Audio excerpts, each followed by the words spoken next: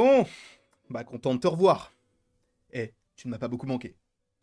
Les choses ont pas mal changé depuis la dernière fois, alors on m'a rappelé pour que je te mette au courant. Commençons par le commencement. Ceux qui auront la ref de ce que je viens de dire, vous êtes vraiment très forts. J'avais déjà fait une introduction un petit peu similaire il y a de cela maintenant quelques mois, quelques années, mais si vous avez la ref, vous êtes très fort. Je sais qu'Anto là.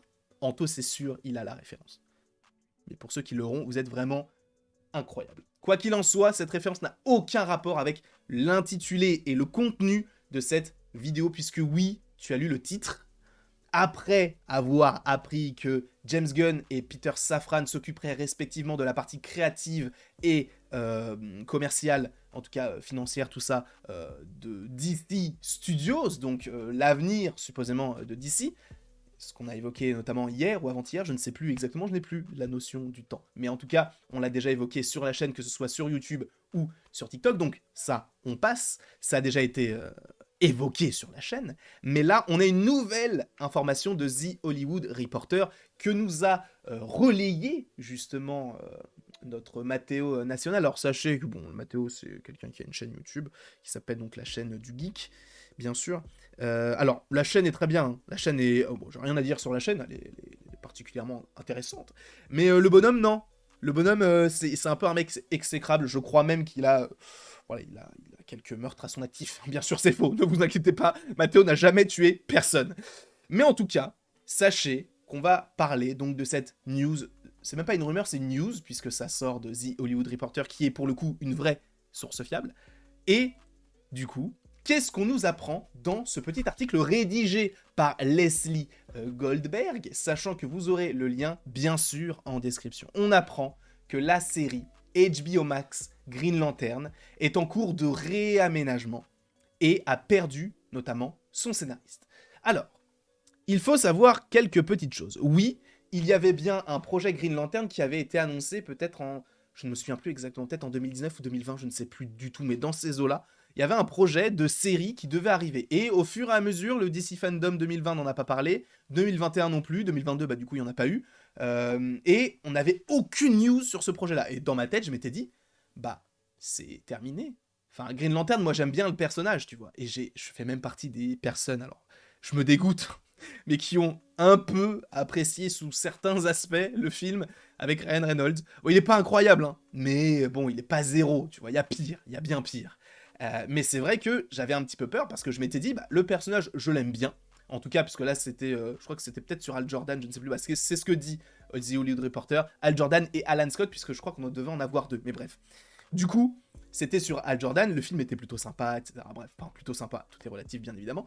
Et justement, on n'avait aucune nouvelle concernant ce projet de série sur Green Lantern. Et je m'étais dit, bah c'est mort, on n'aurait plus rien sur ce projet-là, puisque ça fait des années qu'on n'en entend pas parler. Donc si on n'entend pas parler d'un projet, en général, c'est qu'il y a une raison et donc que c'est terminé. Sauf que, eh bien là, pour le coup, ce n'est pas le cas. Et pourquoi est-ce que je dis ça? Et c'est pas forcément commun qu'à Warner Bros, hein, c'est aussi commun à plein d'autres studios, même Marvel aussi avait annoncé certaines choses, notamment le film Inhumans qui devait être un film et qui au final était une série sur Marvel Television, donc ce n'était pas forcément en corrélation avec ce que fait le MCU, ou même Pixar qui avait annoncé, je crois pour 2012 ou 2013, le projet Newt, qui était donc un film sur un caméléon, si je ne dis pas de bêtises, qui n'est jamais arrivé, donc qui a perdu bah, du coup toute son histoire. Bref, ça n'a jamais vu le jour. Donc ce sont des choses qui arrivent. Hein. C'est pas forcément commun à Warner Bros, mais c'est vrai que Warner a déjà bon annulé Batgirl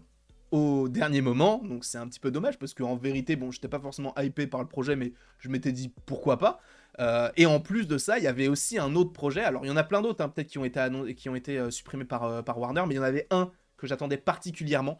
C'était le programme sur la fosse. En gros, c'était une sorte de film spin-off, je crois, qui était de base produit par James Wan qui réalisait donc Aquaman et qui a donc réalisé Aquaman 2 et aussi Annabelle, etc. Hein, le One-verse, le Warren-verse, je ne sais pas comment il s'appelle.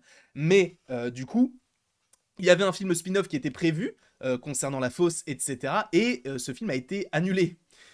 J'étais un petit peu déçu parce que je m'étais dit, bah pour le coup, c'est vraiment le programme que j'attends le plus parce que le côté horrifique et tout, du côté super héroïque, il peut être hyper intéressant, et avec James Wan à la réalisation, en tout cas en production, ça peut donner quelque chose de plutôt sympathique. Pour le coup, ce n'est pas arrivé, donc ça montre bien que ce sont des choses qui arrivent de changer un petit peu. Mais là, du coup, Green Lantern, bah, ce n'est plus annulé, enfin, c'est pas que c'est plus annulé, parce que ça n'a jamais été dit que ça avait été annulé, mais en gros, ce n'est pas annulé, et en plus de ça, on change de scénariste, puisque là c'était Seth Graham Smith qui du coup s'occupait donc de cette série de 8 épisodes qui donc devait sortir sur HBO Max, sachant en plus que là récemment il y a eu une news qui a été relayée comme quoi certains programmes de HBO, ou peut-être tous les programmes de HBO, en tout cas de Warner, devraient être présents sur Prime Video si je ne dis pas de bêtises. Bref, on en parlera de toute façon au moment venu et voulu.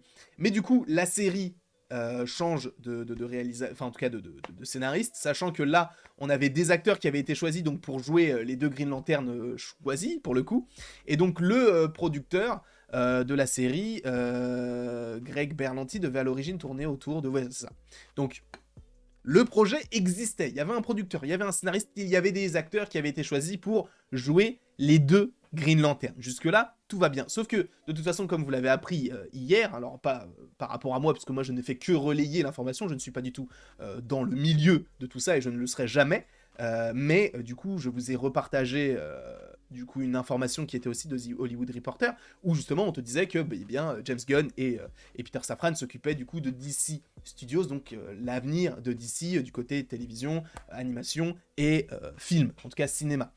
Et justement, sachant que maintenant tu as une nouvelle direction, est-ce que ce n'est pas dans la logique de ok, James Gunn maintenant il est du côté créatif et Peter Safran du côté un peu plus commercial, est-ce que ce projet-là on ne le ferait pas un peu modifié pour coller avec l'idée qu'on en veut, et du coup de continuer un petit peu dans cette idée-là de faire une série sur Green Lantern, qui pour le coup ne se concentrera que sur le personnage de John Stewart. Alors je ne sais pas pour vous, mais personnellement, j'apprécie particulièrement ce personnage. Alors personnellement, je l'apprécie surtout parce que je le connais de la série d'animation, la Ligue des Justiciers qui passait le dimanche matin sur France 3, qui était une des meilleures séries d'animation que je n'ai jamais vues dans ma vie, avec un Batman incroyable.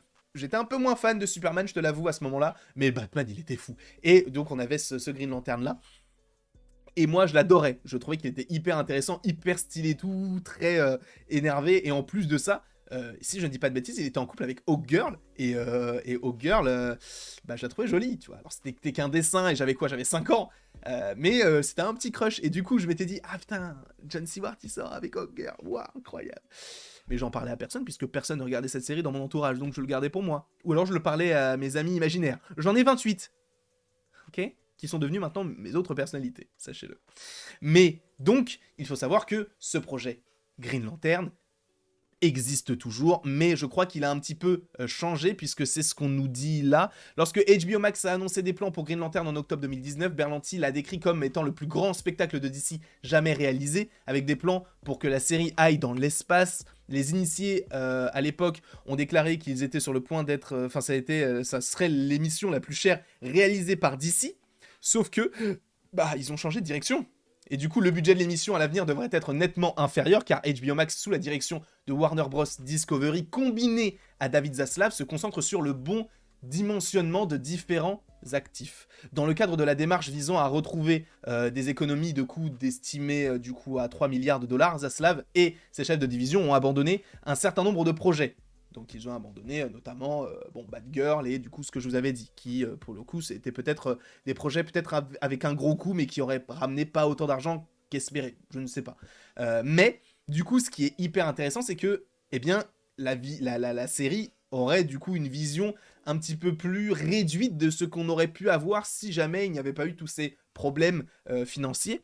Mais est-ce que c'est si grave que ça ? Honnêtement, je ne sais pas et je ne connais pas assez le personnage pour savoir s'il faut vraiment du budget, etc. Puisque je vous rappelle que je n'ai pas lu énormément de comics en lien avec DC, donc n'hésitez pas vous à me mettre en commentaire si vous trouvez que c'est une bonne idée de réduire le budget, sachant que on ne sait pas du tout combien ça coûtera. En tout cas, pour l'instant, je n'ai pas de chiffres, sachant que là, il y avait des chiffres pour... Ah si, il y a un budget compris, environ estimé à 120 millions de dollars. Sachant que House of the Dragon a coûté 200 millions de dollars. Donc, Il y a aussi ce côté réduire les coûts et gagner un petit peu d'argent, ce qui peut rentrer en compte par rapport à ce que veut faire la nouvelle direction de DC. Donc renflouer les caisses, c'est ce qu'ils vont faire notamment avec Joker 2, donc Folie à 2 avec Lady Gaga, qui ne va pas beaucoup coûter et qui peut rapporter beaucoup, sachant que le premier Joker avait eu un budget, je crois, de 50 millions, quelque chose comme ça, et avait rapporté 1 milliard. Frère, ils ont multiplié par 20. Ouais, c'est ça. Ils ont multiplié par 20 leur, le budget initial, donc c'est juste incroyable. Donc je pense que DC veut se focaliser peut-être là-dessus. Alors encore une fois, je dis je pense, mais ce n'est qu'une pensée, ce n'est qu'une idée, ce n'est pas du tout un fait ou une rumeur, ou je ne suis pas du tout un scooper ou quoi que ce soit. Mais du coup, je me base uniquement sur l'article de The Hollywood Reporter que vous aurez bien évidemment en description. J'espère également que cette vidéo donc vous aura plu. N'hésitez pas à me mettre en commentaire si vous êtes hypé par ce projet-là. Et après tout ceci, il ne me reste plus qu'à vous dire à la prochaine pour la prochaine.